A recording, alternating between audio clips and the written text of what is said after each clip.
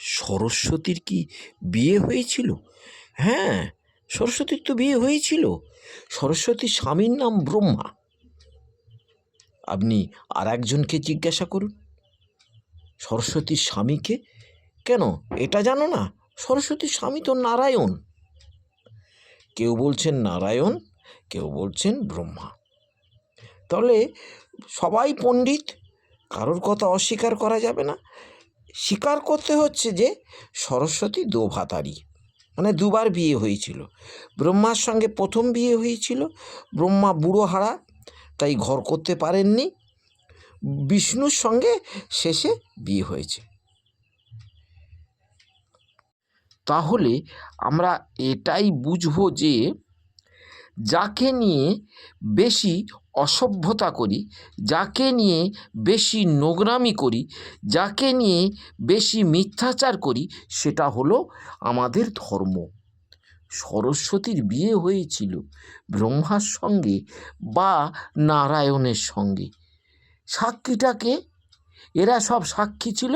সরস্বতীর বিয়েতে এরা বরযাত্রী গিয়েছিল, এরা কবজি ডুবিয়ে মাছ মাংস খেয়েছিল।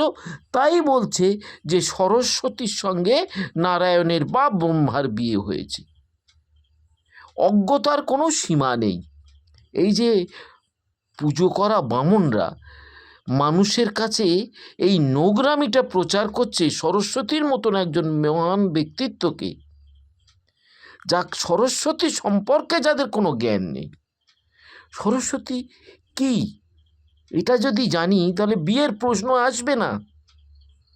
সরস্বতী হলেন জ্ঞান। জ্ঞানের চেয়ে কোনো কিছু বড় হয় তার স্বামী টেনে আনছেন। সরস্বতী জ্ঞানের প্রতীক, সেই প্রতীকটাকে আমরা দেবী রূপে পুজো করি। একজন মহিলা এলেই তার স্বামী আছে ধরে নিতে হবে। সরস্বতী জ্ঞানের প্রতীক যেহেতু, তাহলে তার আবার স্বামীর কি প্রয়োজন? তিনিই তো স্বামী, তিনিই তো বিষ্ণু স্বরূপ।